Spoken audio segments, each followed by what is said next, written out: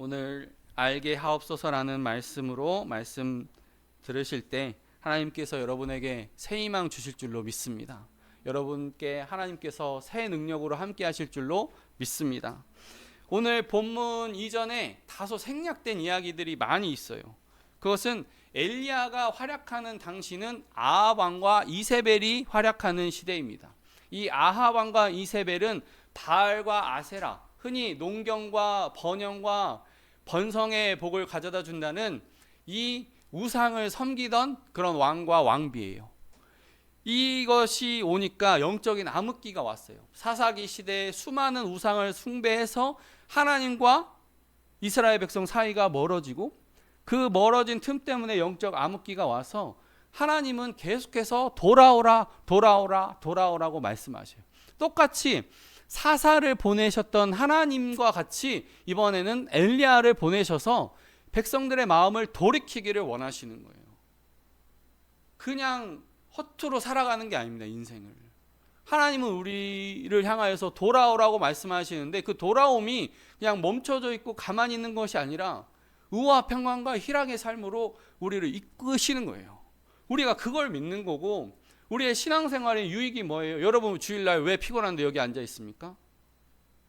하나님이 의와 평강과 희락의 삶을 주니까 우리가 그 은혜 받으려고, 그 은혜 먹으려고 하는 거 아닙니까?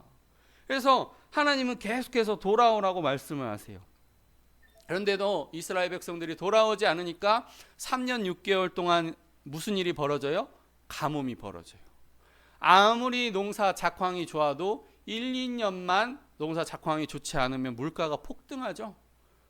우리는 잘 경험하지 못했지만 우크라이나 전쟁 나니까 주변에 밀 수입했던 나라들 물가가 폭등하는 거예요. 3년 6개월이나 비가 안 왔다면 약 4년 동안이나 힘들었다는 거예요. 이런 일이 있었는데 여전히 하나님께 돌아오지 아니하고 여전히 바알과 아세라를 섬기니까 어렵지만 하나님이 다시 한번 엘리야를 보내셔서 아합 왕과 또 이스라엘 백성들에게 너희가 어느 때까지 머뭇머뭇하려느냐, 여호와가 참 하나님이면 그를 섬기고 바알이 참 하나님이면 그를 따르라, 이렇게 엘리야가 선언하고 있어요. 저는 우리의 신앙인, 목회자를 비롯한 신앙인이 용기가 필요하다고 봐요. 용기가 필요해요.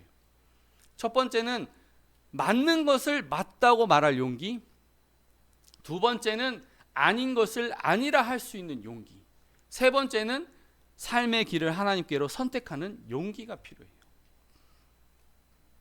제가 신대원 때 이렇게 특강을 들었어요. 루터교 목사님이 오셔서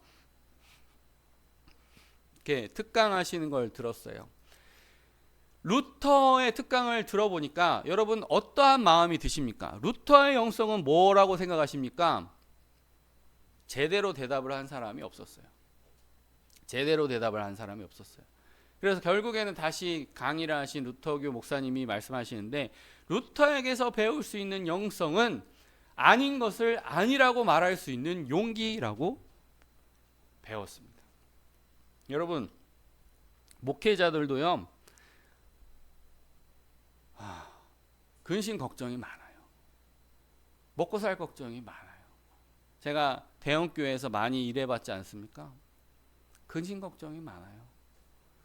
어떻게 해서는 그 안에서 살아남으려고, 어떻게 해서든지 그 어떠한 그 알량한 자존심 싸울, 누가 먼저 왔냐, 누가 나이가 많냐, 누가 이 교회에 사역한 지 오래되었냐, 그런 서열 싸움이 치열합니다. 여러분, 목사님들도 담임 목사 되는 그 경쟁이 치열해요. 솔직하게 말씀해서. 그렇기 때문에 그 기간을 인내를 해야 되는데, 그 4명, 5명 살아가는 그 공간 안에서도 싸움이 있고 파벌이 있고 친한 사람이 있고 따로따로 그래요. 그러니까 우리가 이런 것들을 물리치고 용기 있게 어떠한 선언을 해야 되는데, 두 가지 방법이 있어요. 첫 번째는 진실을 말함으로 인해서 그 어떤 선한 싸움을 싸워가는 것이 있고, 두 번째는 조용히 나와서 내가 새롭게 해보는 거예요. 여러분, 저는 후자를 선택했습니다. 막 누구를 비방하고 깎아내리고 누가 그랬대더라 그런 말 하지 않고 제가 조용히 나왔어요. 그래서 제가 개척을 했습니다. 여러분 2022년에 개척을 했어요. 코로나 한창 때 개척을 했어요.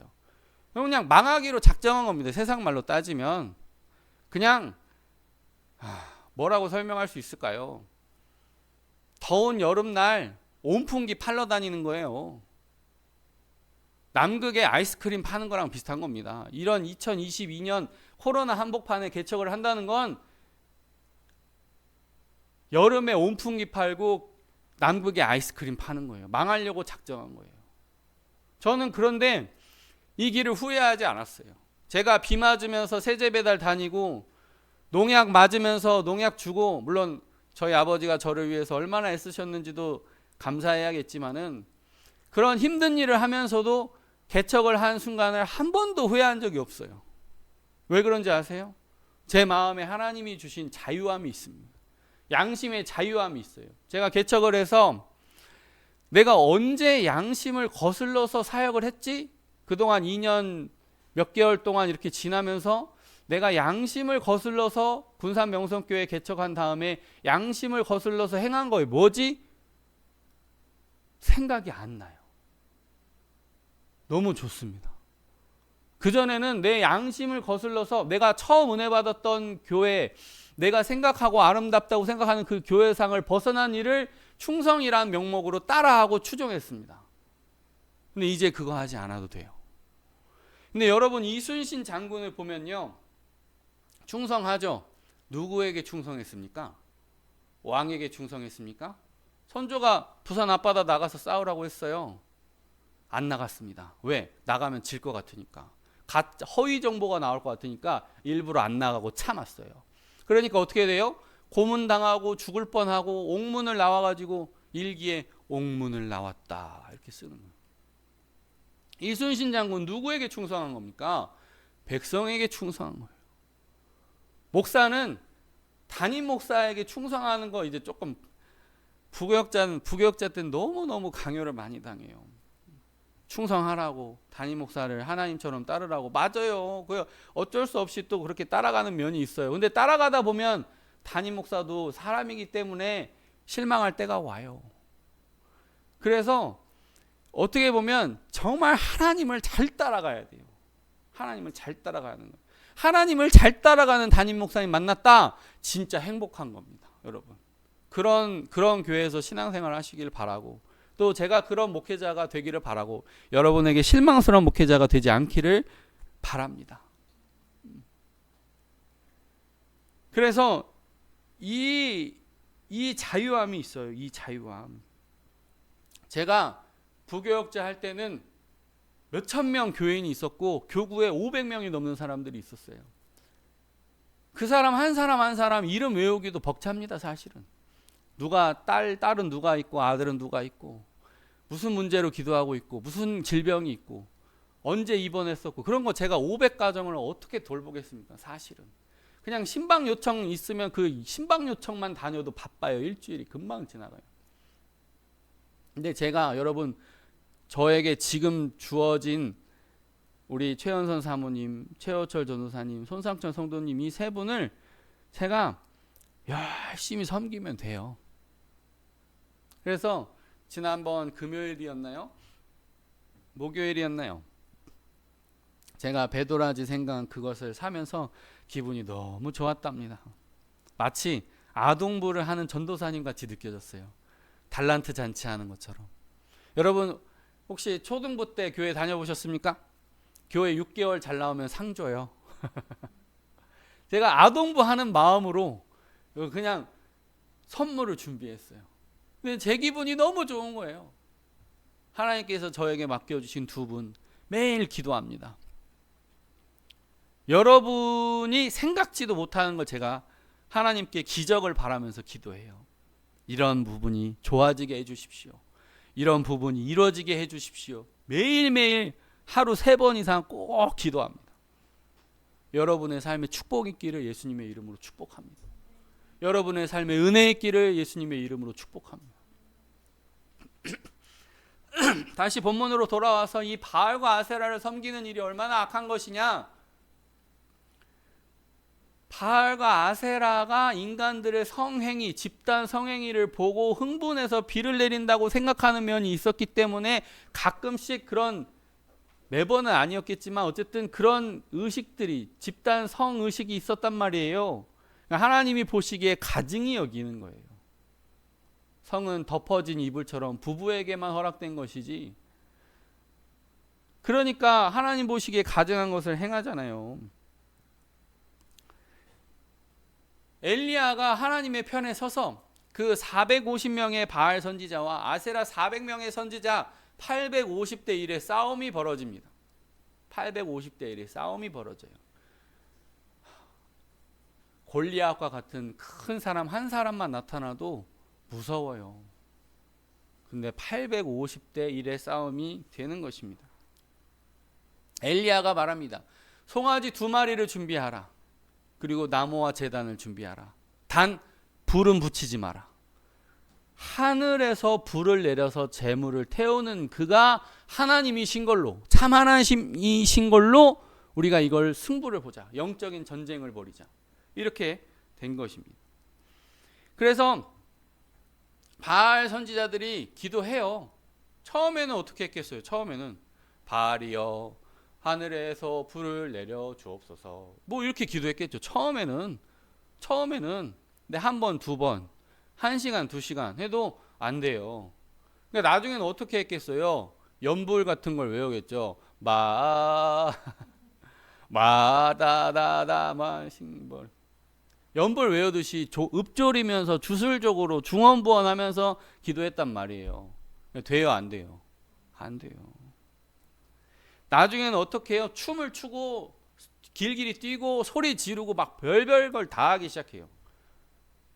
그런데도 아무 일도 벌어지지 않습니다. 언제부터 언제까지? 아침부터 정오까지. 4시간이었는지 5시간이었는지 아무 일도 벌어지지 않아요. 그러니까 엘리야가 이제 놀리는 거예요. 이제 야, 바알이 어디 잠들었느냐? 무슨 생각에 잠겼느냐? 묵상을 하느냐? 외출을 했냐? 먼 길을 떠났느냐? 더 큰 소리로 할 수 있는 것들을 해보라고 하니까, 여러분 지금 바알과 아세라 선지자들이 이 누구 앞에서 이걸 행하고 있는 거예요? 왕과 백성들이 다 보고 있는 앞에서 이걸 행해야 되는 거예요. 그래서 그동안 떵떵거리면서 잘 먹고 잘 살고 모든 호의호식 다 하면서 왕에게 세금 걷어가지고 다 종교 생활하면서 그렇게 다 흥청망청 살았는데, 이번에 만약에 불을 내리지 못하면 이제 거짓말인 게 들통이 나니까 급한 거예요. 급하니까 어떻게 해야 돼요? 칼과 창을 가지고 자기 몸을 상해하는, 피를 흘리는 겁니다. 왜? 피를 보면 바알이 우리를 불쌍히 여겨가지고 비를 내려달라고. 여러분 잘못된 믿음이 얼마나 위험한가를 보여주는 현상이에요. 잘못된 믿음이 얼마나 위험한가. 그들은 진짜로 바알이 신이라고 믿었나 봐요. 그러니까 칼 가지고 자기 몸을 상해하지, 누가 거짓말이라고 스스로 생각하면서 자해까지 하겠습니까? 그들은 진짜로 바알이 신이라고 생각한 거예요. 여러분이 생각하는 신이 있을 수 있어요. 여러분이 생각하고 있는 잘못된 관념이 있을 수 있어요. 그거 바알일 수도 있습니다. 무섭지 않아요? 신천지 사람들, 여호와의 증인들, 잘못된 것을 하나님을 섬긴다고 강하게 믿고 있어요. 사실은 바알을 섬기면서 하나님을 섬긴다고 착각하고 있어요. 여러분, 우리는 그런 게 전혀 없을까요? 기독교에는 그런 게 전혀 없을까요? 교회 안엔 그런 거 전혀 없을까요? 아니요, 있을 수 있어요. 우리의 기도의 방법이 잘못됐을 수도 있고, 우리의 생각이 잘못되어 있을 수도 있고, 우리의 습관이 잘못되어 있을 수도 있어요. 하지만 하나님의 말씀 듣고 고쳐야 돼요. 그래야 개혁교회고 초대교회를 추구하는 참된 교회가 되는 거예요.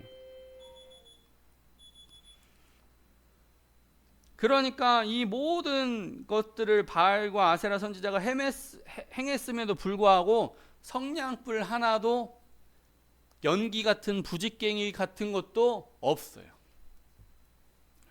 그래서 엘리야가 행동하기 시작해요. 본문 30에서 31절. 엘리야가 모든 백성을 향하여 이르되 내게로 가까이 오라. 백성이 다 그에게 가까이 가매 그가 무너진 여호와의 제단을 수축하되 야곱의 아들들의 지파의 수요를 따라 엘리야가 돌 12개를 취하니 야곱은 옛적에 여호와의 말씀이 임하여 이르시기를 내 이름을 이스라엘이라 하리라 하신 자더라. 아멘. 그가 무너진 여호와의 제단을 수축하되. 여러분, 무너진 여호와의 제단을 수축한다는 게 무슨 말이에요? 예배 드린다는 거예요. 예배 드린다. 여러분, 일주일에 예배 한 번 드리는 것과 두 번 드리는 것과 세 번, 기도에 세 번, 네 번 드리는 건요, 달라요. 다를 수밖에 없는 거예요, 그게. 주일날 한 번 딱 왔다 가면 그게 뭐예요? 그거는 우리 안에서도 약간 그런 놀림이 있잖아요. 썬데이 크리스천이라고. 그냥 딱 예배만 드리고 가는 사람. 그런 사람에게서 뭔가 기대할 수 없다는 우리 안에 작은 놀림들이 있어요. 물론 그 사람 나름대로의 형편과 처지가 있겠지만 여호와의 무너진 제단을 수축하는 마음으로 주일 오전 예배 드리고 오후 예배 드리고 기도에 나오고 그렇게 횟수가 많아지면 많아질수록 무너진 여호와의 제단을 우리가 수축하는 거예요. 예배 드리는 거예요. 예배. 여러분, 예배에 대해서 제가 4가지 정의를 가지고 왔어요. 어렵지만 잘 들어보세요. 예배의 원어의 뜻은요, 섬기다 하는 뜻이 있어요. 섬기다. 두 번째는 엎드리다라는 뜻이 있어요. 엎드리다. 세 번째는 입맞추다라는 의미가 있어요. 네 번째는 노동하다라는 의미가 있습니다. 여러분, 섬기다, 엎드리다는 존경의 표현이에요. 그렇죠? 두렵기도 하고 혼내실까 봐 무섭기도 하고. 그러나 입맞추다는 건 뭐예요? 사랑한다는 거예요. 누가 사랑하지 않는 사람에게 입맞출 수 있겠어요, 여러분? 성경에 보면 초기에 그리스도인 성도들은 사랑의 입맞춤을 하라. 그 인사였기 때문에 가능했어요. 그게 입맞춤, 사랑의 뜻이에요. 네 번째는 노동하다라는 뜻이 있습니다. 이게 뭐예요? 주님을 사랑할 때 그냥 아무 불편함 없이 편하다. 노동의 영역이 조금 깎여 있는 겁니다. 그래서 여러분 봉사도 하시고 전도도 하시고 그런 삶을 사셔야 돼요. 예배에 그 네 종류가 다 있다니까요. 두 번째는 여러분 한번 따라해 보시면 좋겠어요. 제가 먼저 선창하면 여러분 뒤에 따라서 읽어주세요. 두 번째로 예배란 삼위일체 하나님이 따라하는 겁니다. 삼위일체 하나님이 역사의 주인이 되신다는 것과 나의 인생과 영혼의 문제를 책임져 주신다는 것에 대한 감사입니다. 네. 삼위일체 하나님이 역사의 주인이 되신다는 것과 나의 삶과 영혼의 문제를 책임져 주신다는 것에 대한 감사예요. 사람들이 몰라서 예배를 안 드리는 거지 알면 어떻게 예배를 안 드리겠어요, 그렇죠? 지금 사람들이 몰라서 길거리에서 캠핑 나가고 차 타고 드라이브 나가고 뭐 그런 거 하지, 이거를 이 삼위일체 하나님이 내 모든 걸 책임져 주신대야 그 감사가 엄청나게 중요하다는 걸 알면 어떻게 예배를 안 드리겠냔 말이에요. 모르니까 그렇지. 모르니까. 하나님은 창조하셨는데 하나님께 정말 이 인사이트가 중요한 거예요. 하나님은 창조하신 것을 구원하기를 원하셔요. 창조되었다는 것은 구원받을 수 있는 가능성이 내재되어 있는 거예요. 여러분 육체로 의자에 앉아 계신 것은 구원받을 가능성이 있도록 창조된 거예요. 그래서 예수님이 오실 수밖에 없는 거예요. 필연적으로. 예수 십자가의 보혈의 피라고 할 때 그 피가 단순히 그냥 혈액 공급하려고 어디 딸려있는 그런 피가 아니라 보배로운 피라고 해서 보혈이라고 하는 거예요. 나의 모든 죄를 사하시는 주의 능력이고 하나님의 은혜입니다. 주의 십자가가 우리를 구원한 거예요. 성령께서 그 예수님과 하나님을 우리에게 일치시켜서 삼위일체 하나님을 알아가는 겁니다. 그리고 세 번째 예배란 부르심을 받은 자들, 곧 성도를 일정한 공간에 모으셔서 큰 가정을 이루시는 거예요. 믿음의 공동체. 공회라고 하죠. 공회, 공동체. 여러분을 한 사람 한 사람 이 자리에 부르셔서 공동체를 만드셨다는 거예요. 왜? 믿음이 연약해질 때 깨우고 흔들고 위로하고 사랑하라고. 누가 믿음이 약해지면 누군가 흔들어 깨워야 되는 거예요. 제가 믿음이 약해지면 여러분이 저를 깨우고, 여러분의 믿음이 약해지면 제가 여러분을 깨우는 겁니다. 아니면 성도님이 성도님을 깨우는 거예요. 위로하고 사랑하고 깨우는 거. 어떤 때는 엄마처럼, 어떨 때는 아빠처럼 그렇게 하는 거예요. 멍하니 내버려 두는 건 가족이 아니에요. 누가 가족이 실족했는데 가만히 있어요?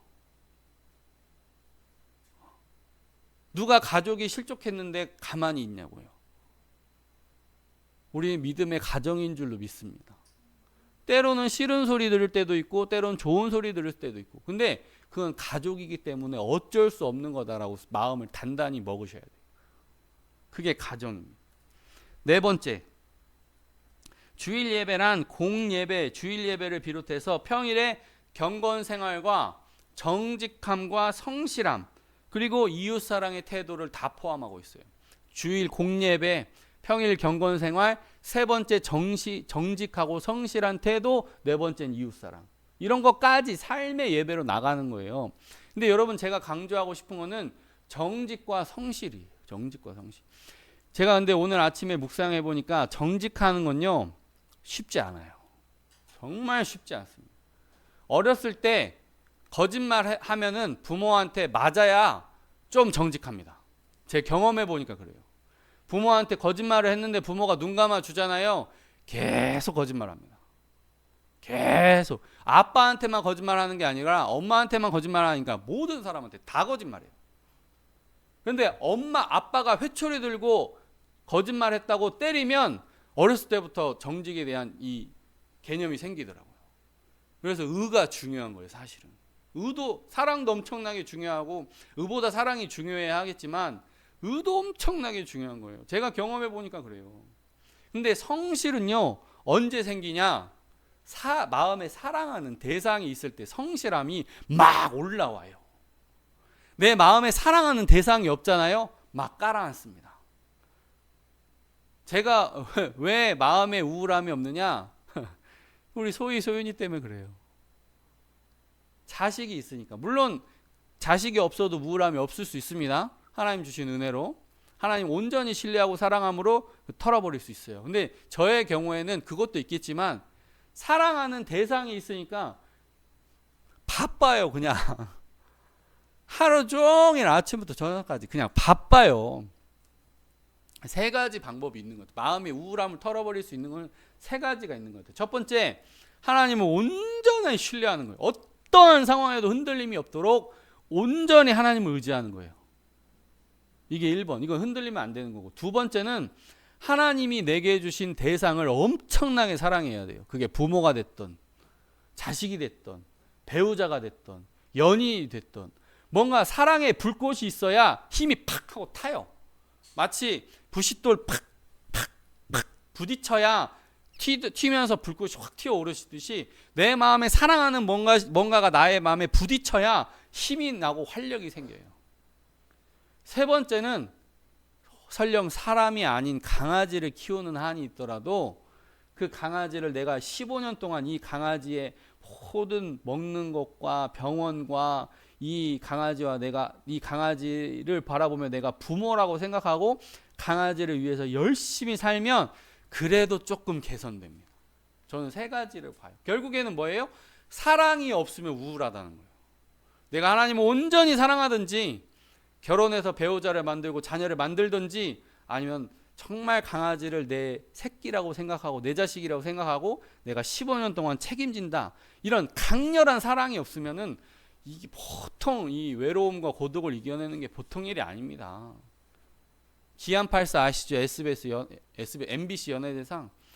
다른 감정들, 분노와 기쁨도 잦아드는데 외로움만은 계속 더 심하게 찾아온다는 거예요. 외로움은 감정이 아니라 고통이라고 그래요. 그걸 여러분이 극복하시길 바랍니다. 이겨내시기를 바래요. 여러분의 삶에 사랑이 넘쳐서 성실함이 불타기를 원합니다. 성실함이 있어야 돼요. 그래서 이 예배가 중요한데, 여호와의 무너진 제단을 수축하는 게 중요한데, 야곱의 의미를 가져와요. 야곱의 의미는 위로가 담겨 있어요. 야곱이 이스라엘이 되잖아요. 이스라엘이 뭐예요? 하나님과 겨루어 이기다. 야곱이 정말 하나님과 겨루어 이겼습니까? 그게 아니에요. 야곱이 기도하면 하나님이 들어주실 수밖에 없는 그 사랑의 약속을 해주셨다는 거예요. 그 언약을 해주셨다는 거예요. 야곱이 아무리 부족해도 기도하면 하나님이 도와주실 수밖에 없는 그 언약이 체결되었다는 겁니다. 꼭 기억해야 돼요.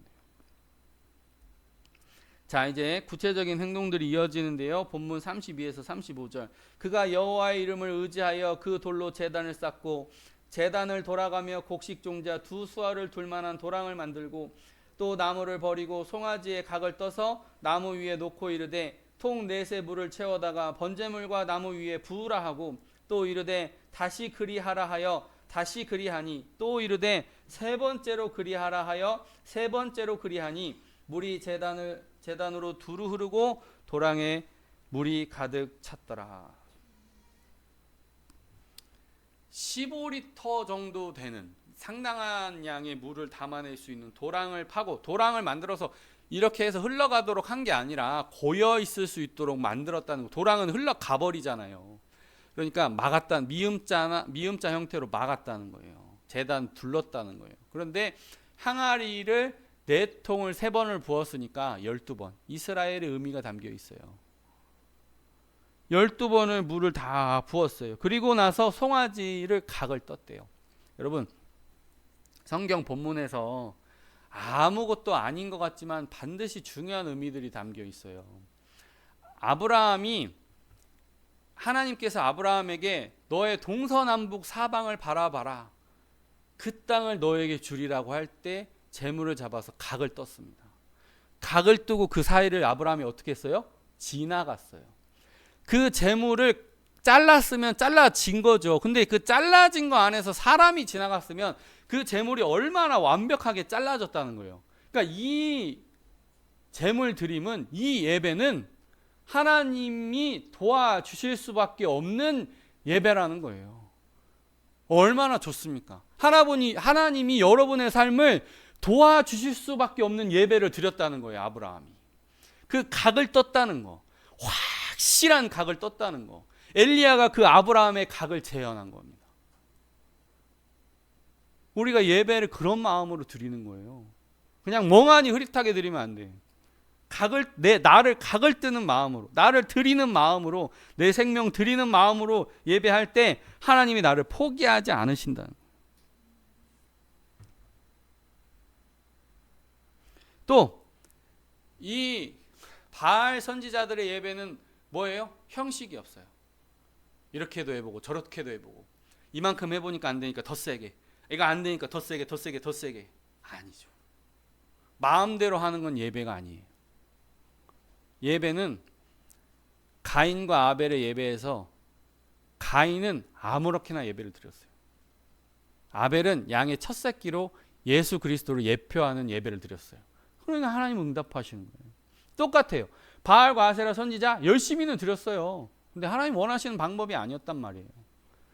그런데 엘리야가 드린 그 예배의 방식은 하나님이 응답하시는, 하나님이 원하는 예배였다는 거예요. 이게 중요해요. 그래서 우리가 순종을 해야 되는데, 그 도랑을 채우는 모습을 보면서 우리가 도랑을 채워야 돼요. 야, 엘리야가 도랑 채워라 하면 도랑 채우는 거예요. 왜요? 안 물어보는 거예요. 사실은.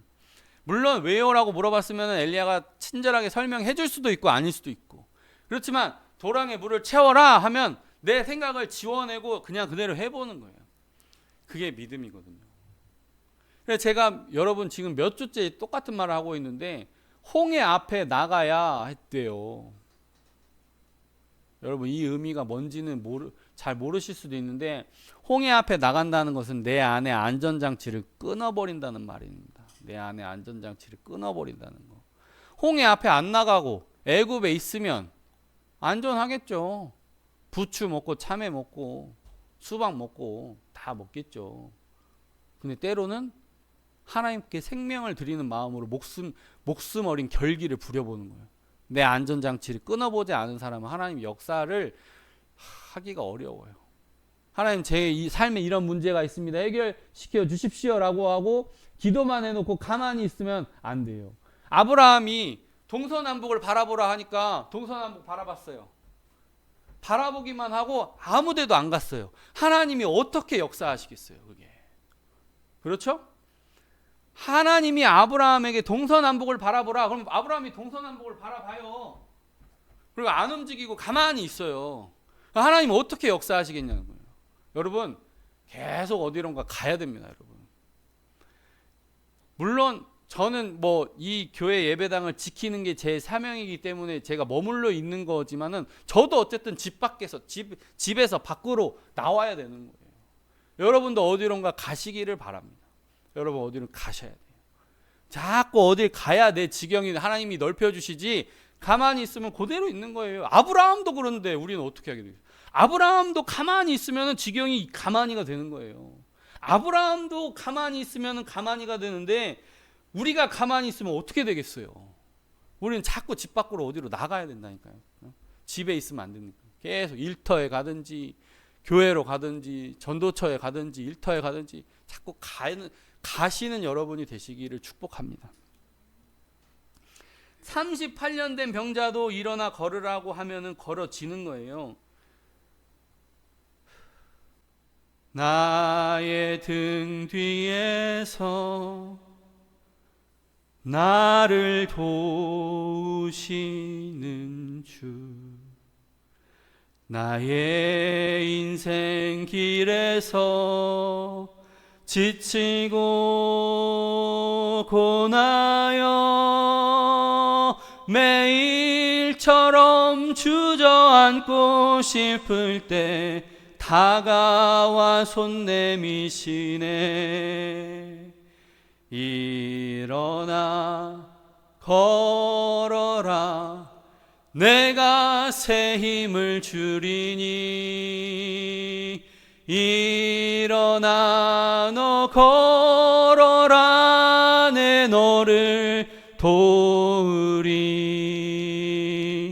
내가 살아갈 때 삶이 되고 걸어갈 때 길이 되는 그곳에서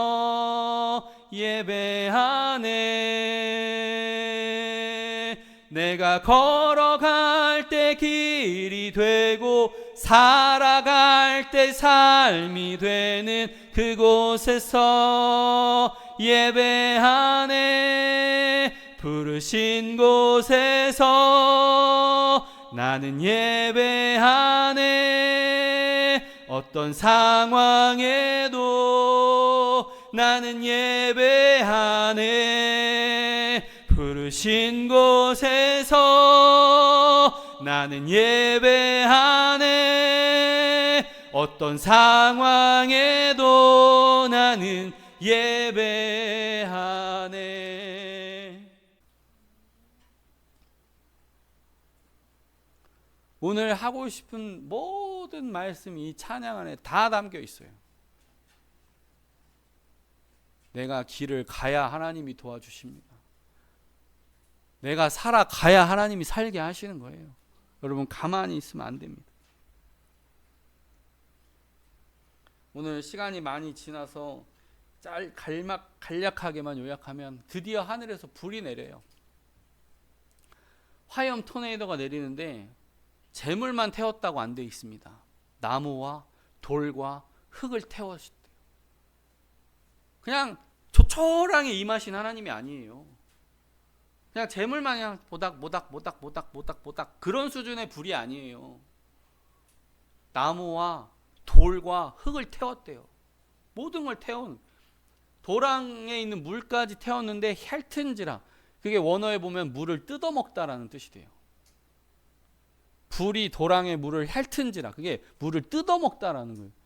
원래 물이 불을 이기는 거 아닙니까? 소방관이 물로 불 끄는 거예요. 근데 불이 물을 뜯어 먹었다는 거예요. 강한 임재가 필요해요. 때로는 하나님이 확실히 계시다는 강한 임재가 나를 살게 하시는. 우리가 살아가다 보면 상처 입고 살아갈 때가 많아요. 심지어 저한테도 상처 입은 성도가 있어요. 목사에게도 상처를 받을 수가 있어요. 그러나 그 상처를 하나님께 내보이고 치료를 받으시기를 주님의 이름으로 축복합니다. 누구에게 상처받을 수 있어요. 그러나 그거를 하나님 앞에 내 마음을 열고 치료를 받아야지 닫고 있으면 안 돼요. 여러분이 오늘 예배에 하나님께서 주시는 은혜로 말미암아 마음의 답답함을 치료받는 역사가 있기를 예수님의 이름으로 축복합니다. 살아있는 예배를 통해서 여러분의 삶이 사라지시기를 예수님의 이름으로 축복합니다. 아멘. 기도하겠습니다.